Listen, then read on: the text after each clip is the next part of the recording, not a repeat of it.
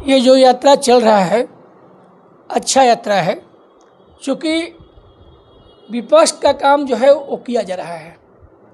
लेकिन यही यात्रा 15 दिन की यात्रा से अच्छा होता कि जनता की इश्यू को लेकर जिस प्रकार हमारे नेता प्रशांत किशोर जी 3 वर्ष से गांव घर गली गली छान रहे हैं और यहाँ की मुख्य मुद्दा जो है बेरोजगारी, उस बेरोजगारी चलते पलायन, अशिक्षा, किसान त्राही त्राही कर रहे हैं, किसानों की समस्या, इन तमाम समस्याओं पर लेकर चल रहे हैं प्रशांत किशोर जी। तो अब उनका नकल लोग कर रहे हैं।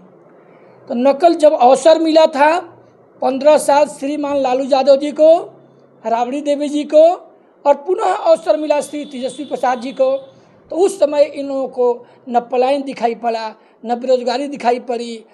अच्छे थे, साथ में आते हैं तो नीतीश जी अच्छे हो जाते हैं और साथ से हट जाते हैं तो बिगड़ जाते हैं। अब इनको दिखाई पड़ रहा है कि हम लोग भी यात्रा निकालें। अच्छा है, यात्रा निकाल रहे हैं। राहुल जी नौजवान हैं, देश के भविष्य हैं, ये बात सही है। लेकिन जब तक ये लालू जी के गोद में खेलते रहेंगे कांग्रेस को लेकर, तब तक कांग्रेस का कोई नाम लेवा नहीं रहेगा। स्पष्ट बात है। ये चाहते हैं कांग्रेस की वो दिन वापस कराना, तो इनको इंडिपेंडेंट खड़ा होगा, 243 सीट पर संघर्ष करना होगा।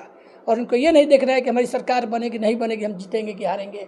जनता की इशू को पकड़िए और जनता की इशू को पकड़ कर इंटरनेशनल और नेशनल और राज्य सभी की समस्या है और एक साथ आप संघर्ष कीजिए। तो राहुल गांधी का जो वोटर अधिकार यात्रा है वो आपके नजरों में सफल होगा क्या सफल है? भाई साहब, वो असफल कहाँ है? और वोटर अधिकार यात्रा क्या भाजपा के लोग लाख 2 लाख 10 लाख 20 लाख वोट ही काट देंगे तो अब इनकी सरकार बनने वाली है क्या? ये दुनिया की कुछ ताकत है क्या कि बिहार में फिर से नीतीश जी को और भाजपा को स्थापित कर देंगे? जनता निकल चुकी है, बदलाव की मूड बना चुकी है। इसलिए इनको जाना है, कितना ही वोट काट देंगे और जितने वोटर रहेंगे वही वोटर वोट के चोट से इनको गद्दी से उतारेंगे।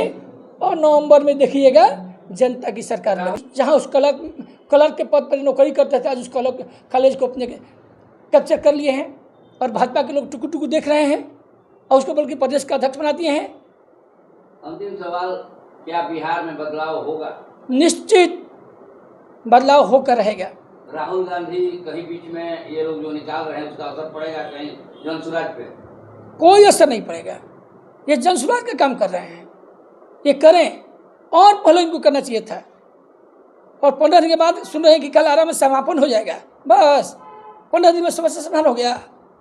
अरे करना ही है तो जब तक चुनाव नहीं होता है तब तक जनता की इशू को पकड़कर बिहार के रात दिन एक कीजिए, संघर्ष कीजिए। ये झुंगी झोपड़ी में रहने वाले लोग, ये गरीब जनता कब तक ही रहेंगे? इतना साल देश आजाद भी हो गया, आप ही के हाथ में सरकार थी, क्यों नहीं इन गरीबों को ज़मीन दे दिए? क्यों नहीं इन गरीबों की महल बना दिए?